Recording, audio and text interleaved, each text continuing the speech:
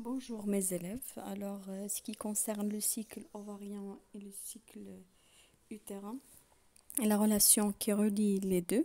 Alors, je vous ai donné la dernière fois un exercice. On a corrigé l'exercice ensemble. J'espère que vous avez compris, que vous avez bien compris cette relation. D'accord?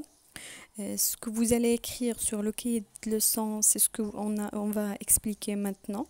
Alors, c'est juste pour vous donner plus d'informations, ou bien pour que l'information soit claire. D'accord? Alors, on va commencer par une hypothèse. Hypothèse Yel Faradia. Alors, l'activité cyclique de l'utérus est contrôlée par l'activité ovarienne.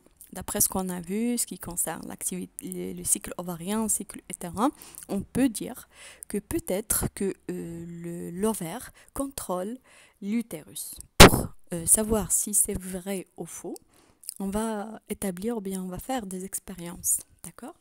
La première expérience, c'est l'ablation des ovaires à un animal adulte. D'accord? L'ablation des ovaires à un animal adulte, quoi que ce soit.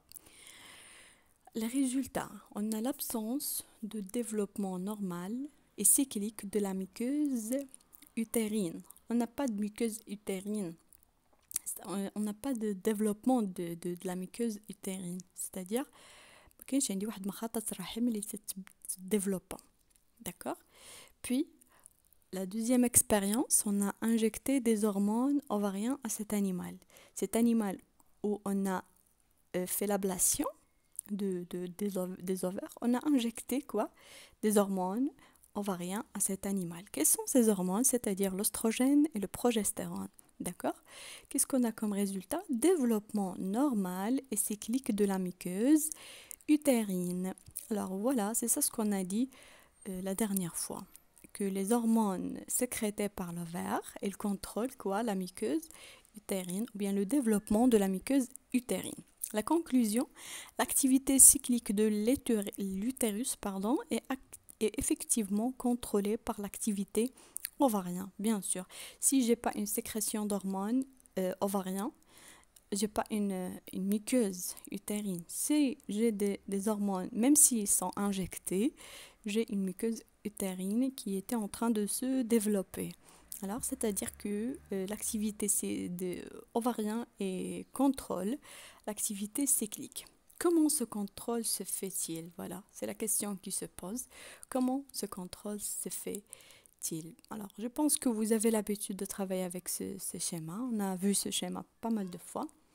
Alors, c'est l'étude de l'évolution de taux d'hormones ovariens au cours d'un cycle.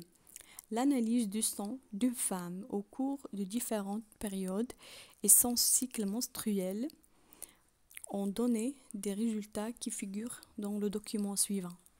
Alors, qu'est-ce que vous avez sur le document? Vous avez des follicules, d'accord? Follicule cavitaire, d'accord, qui est petite, qui est en train de se développer.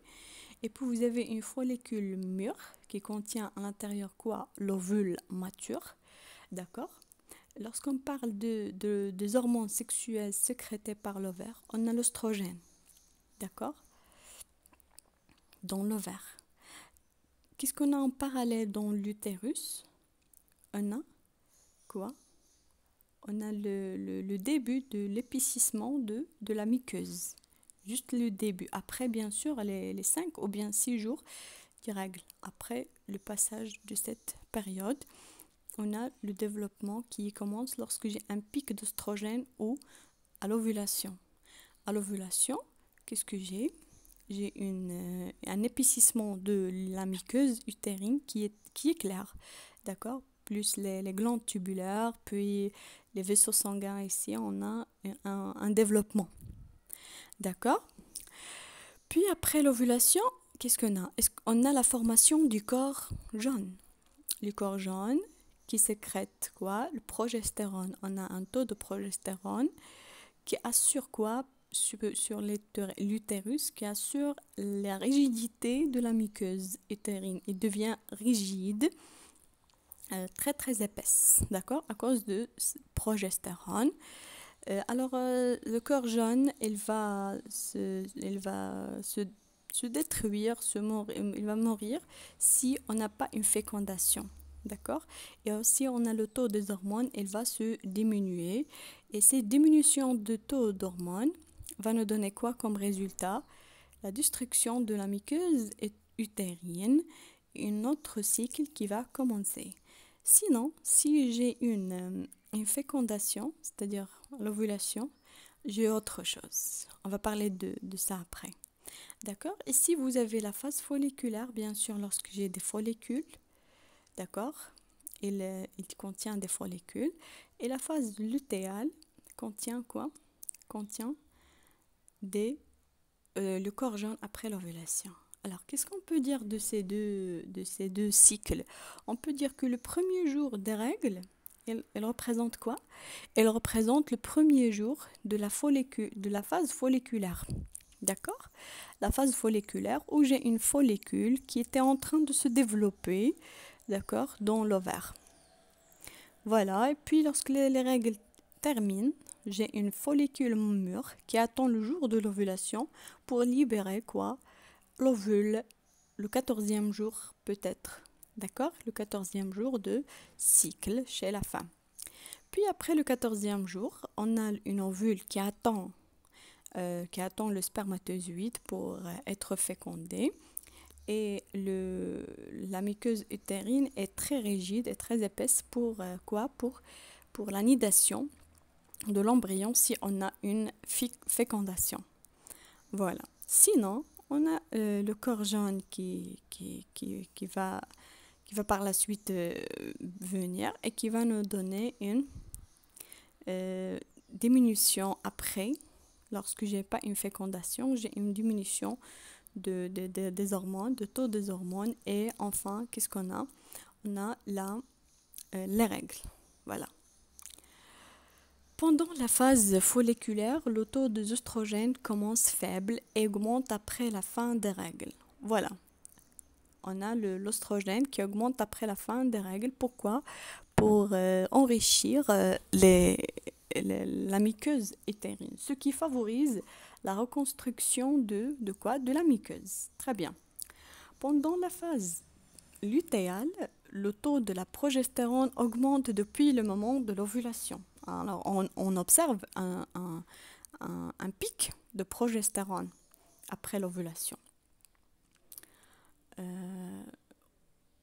Le taux de progestérone augmente depuis le moment de l'ovulation environ et atteint son pic vers le 21 jour du cycle. D'accord? Ce qui explique l'épaississement de la muqueuse. Voilà. Alors, j'ai un épaississement de la muqueuse presque le 21 jours. J'ai un taux de progestérone. Et c'est ce qui est expliqué par quoi? Par l'augmentation de progestérone, ce qui explique quoi? La rigidité et l'épaississement de la muqueuse. Voilà. À partir de 21 jours, dans le cas d'absence de fécondation, bien sûr, le taux des deux hormones dans le sang diminue. Voilà, c'est ce que j'ai dit.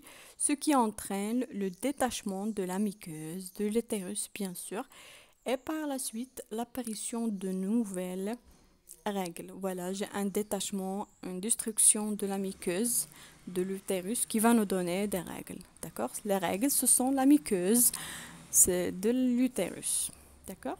Donc, l'ovaire contrôle l'activité de l'utérus par l'action des hormones. L'ovaire contrôle l'activité de l'utérus par quoi? Par l'action des hormones. Quelles sont ces hormones? L'oestrogène et la progestérone. Voilà. Alors, j'espère que c'est clair.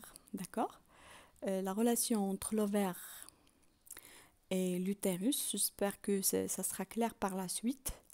C'est simple, c'est très clair. Il n'y a pas une difficulté, il n'y a pas je sais pas, il n'y a pas quelque chose qui est compliqué. D'accord? Lorsque je parle de la phase folliculaire, le début de la phase folliculaire est parallèle toujours au début des règles. Le premier jour de règles, c'est le premier jour de phase folliculaire dans l'ovaire. J'ai l'ovaire en parallèle avec l'utérus. Ce qui se passe dans l'ovaire, il y a quelque chose qui passe en parallèle ou bien parallèlement dans l'utérus. C'est-à-dire que l'ovaire influence sur l'utérus directement. d'accord? Lorsque je dis le premier jour de règle, c'est le premier jour de la phase folliculaire, c'est-à-dire que j'ai une relation, n'est-ce pas? Donc, on peut dire que le premier jour, c'est le premier jour de règle, c'est le premier jour de la phase folliculaire. Et puis, on a un taux d'oestrogène qui va augmenter vers l'ovulation, parce que j'ai une follicule mûre qui contient une ovule, d'accord? L'oestrogène اللي كيوصل للبيك ديالو كيساعد المخاطط الرحم انها تتكون، داكوغ، فاش كتكون تبدا تتكون تبدا في التكون او في فوالا. دونك كيكون عندي واحد لوفولاسيون الا كان لو سبرماتوزويد كتوقع ليا فيكونداسيون.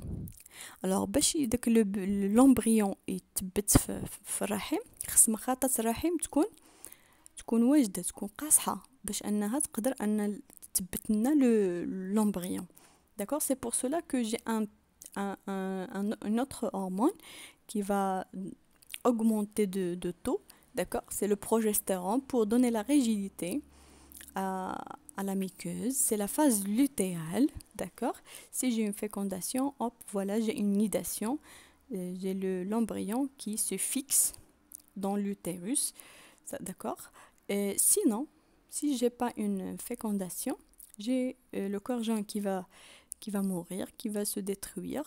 Et puis à la fin, j'ai une diminution de taux de deux hormones, l'oestrogène et le progestérone, ce qui va détacher la muqueuse utérine et qui va sortir sous forme de règles. Et c'est le début de notre cycle. D'accord? J'espère que vous avez bien compris la relation entre ces deux cycles. Merci pour votre attention. À la prochaine.